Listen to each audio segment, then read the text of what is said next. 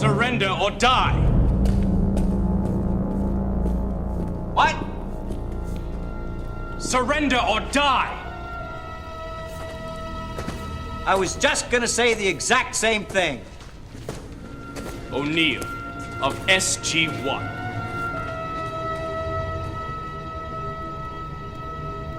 Hey, how you doing? You'll have to forgive me. I'm terrible with names. What was it? Jeez. I am Harak. Congratulations. Failing upwards, I see. You have no choice! Actually, I do.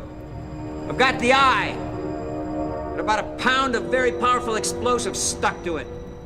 Give us clear access to the gate, or I'll blow it up. Yourself along with it.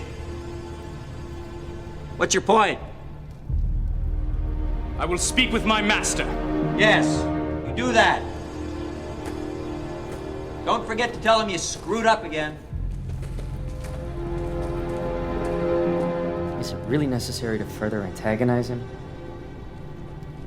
Yes. Would you really do it? Sure, why not?